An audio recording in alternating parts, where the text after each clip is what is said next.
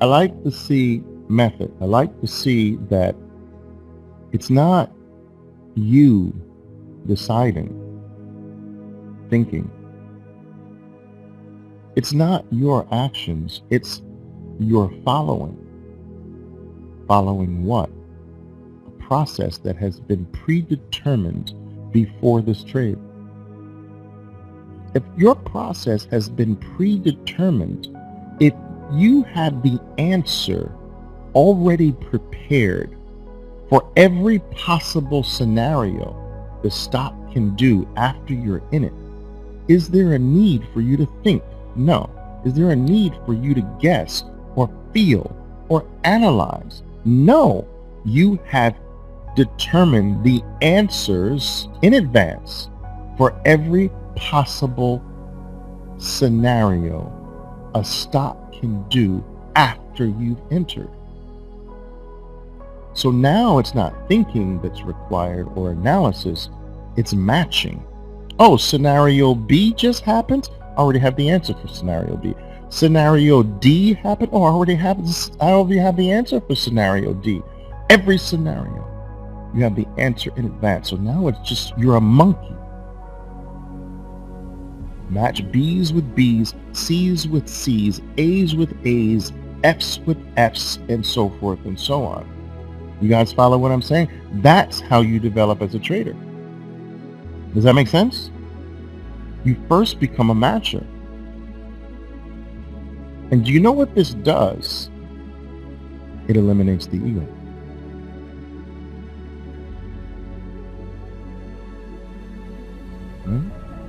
Because what is ego but thought and feeling and believing as if those thoughts and feelings are valid, more valid than reality? Your thought is not reality.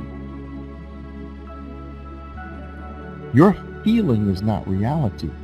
It's a phantom that you created. A thought about a rose is not a rose. You understand? A thought about your girlfriend is not your girlfriend. So when you start to act on thought, you are not acting on reality. When you think a stock is going to reverse, that is not a reversal. But if you act on it, you believe your thought is more important than reality. And this is ego. Ego says, I create reality. I'm more important than what is real. Don't wait for what is real. Act on my thought about what is real. That's ego. And the problem is that your thoughts can't ever become consistent. The very nature of thought is to be inconsistent. So many things can easily influence your thought. I always say this, you can have a bad steak that can affect your feelings and your thoughts.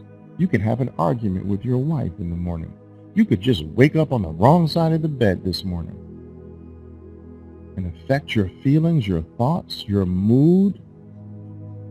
They're so easily influenced. You can't rely on them. And so what must become the replacement of deciding based on thoughts and feelings? A process, a plan, a list. And that's what we do here. We substitute a written down process that becomes the replacement for relying on your thoughts and feelings. So when you have a thought, you say, no, wait a minute.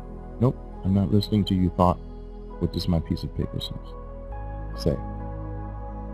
Oh, I feel, no, I'm not relying on you feeling. Let me go back to my piece of paper. What does my piece of paper say?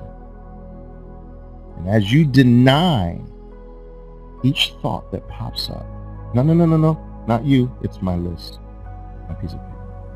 As you deny each feeling, no, it's not you feeling, It's what my piece of paper says.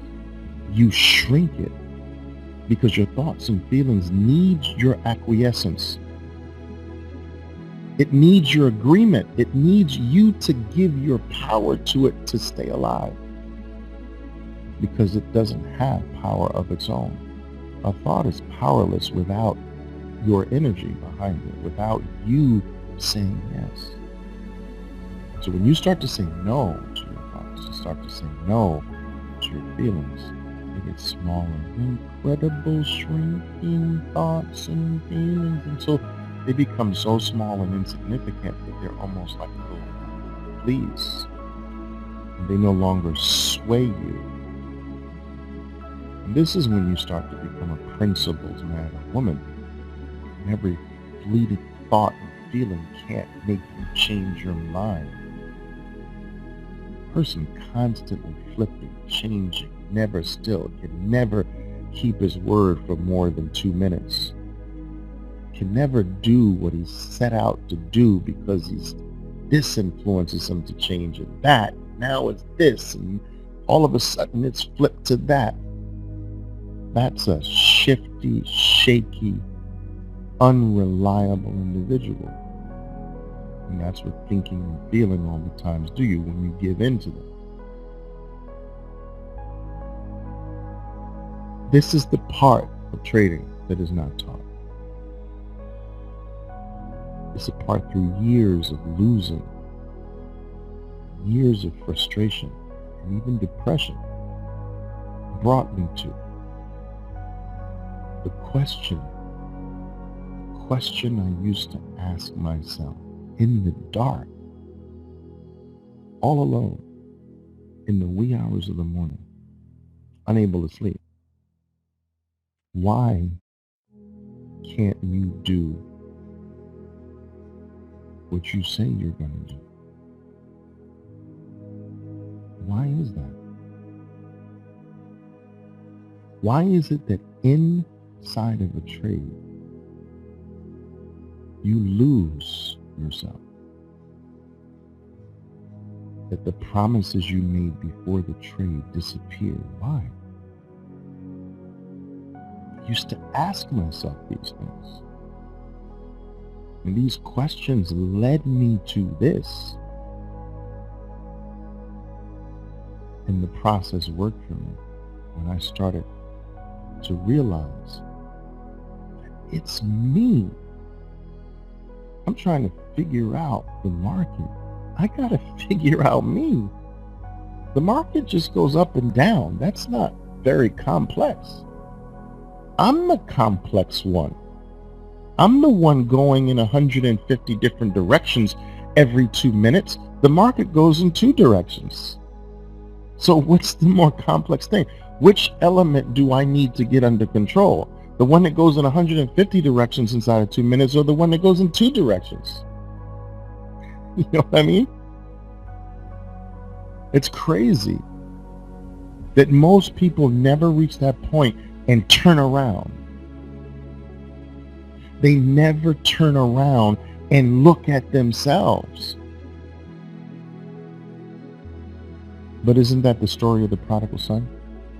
The son that leaves the father's house, takes his portion of the family fortune, and leaves at the behest of the father, leaves his brother and leaves his father, goes out into the world to live his own life.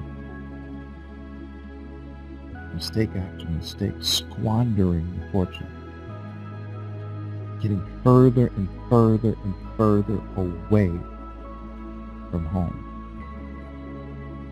There's a point when the prodigal son is in a pig pen, so hungry that he's got to climb in a pig pen to take the slop that was put out there for the pigs because he's hungry.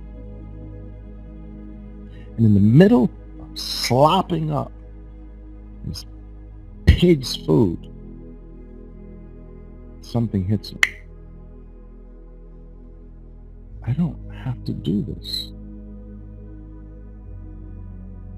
Why don't I go back to my father's house? and he turns around. You see, the whole movement was away from the Father's house, right? And then the moral of the story, well, one of the morals, there's two main morals, but the first moral is that he turned around. And that was the first act of change. Most people never turn around. They never look at themselves. You got to turn around because it's you. It's not the market. You know? And when I turned around and started to look at me, not trying to figure out the market, not trying to get a better technique or a better tactic or a better indicator, a better me is what I needed.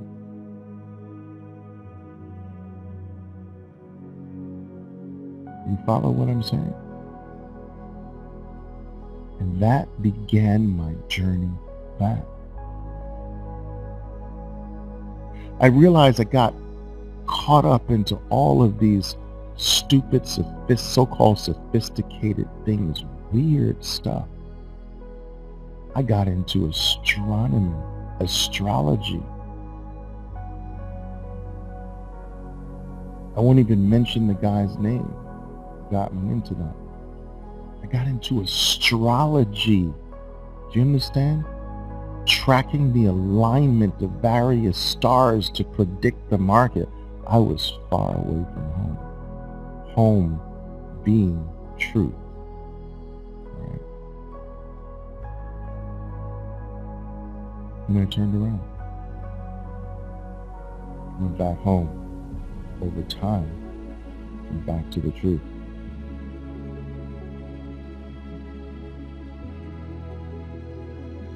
And this is what we have to do.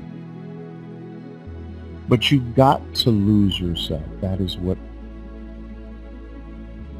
the experience does. You got to lose yourself to gain yourself. You got to lose your life to gain your life. You've got to be the prodigal son that loses the fortune, squanders it, but you've got to come back. You see, in the second and most important moral of that story is that when the prodigal son came back, when the father spotted the son in the distance coming back, he yelled to the other son, "Prepare a feast."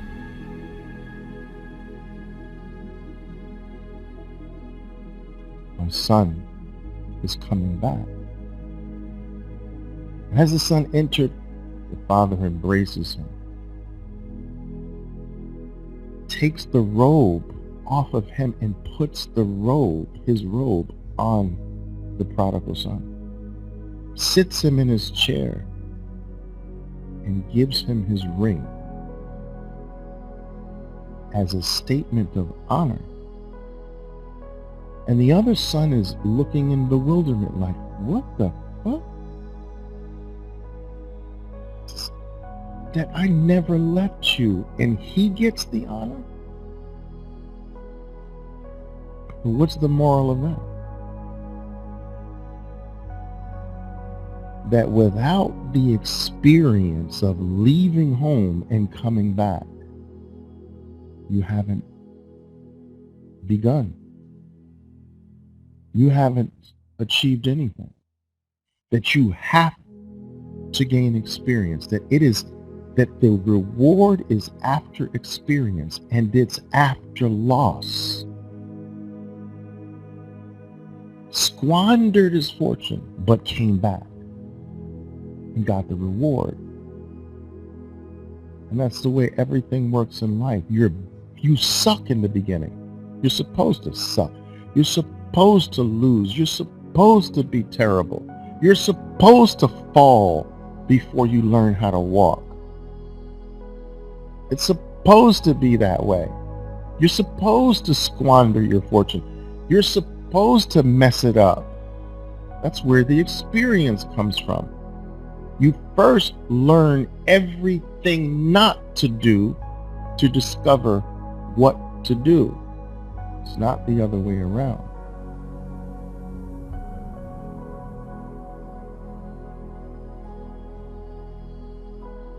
You know? And that's your process of growth. Once you start realizing that it's you, you've begun the journey back. But when you arrive back, you are not the same person who left. And that's the key. The other brother stayed the same.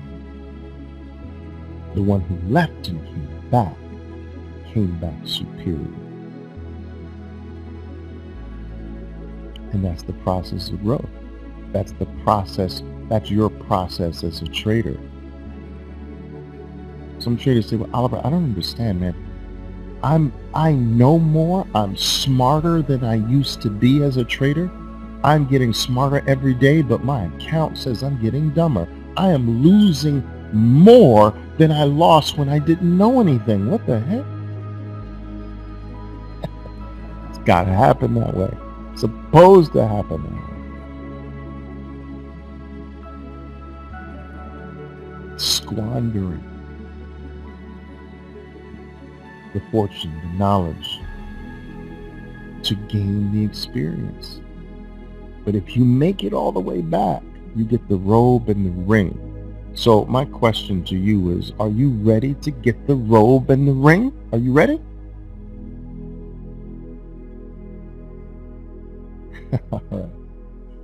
All right, let's do this.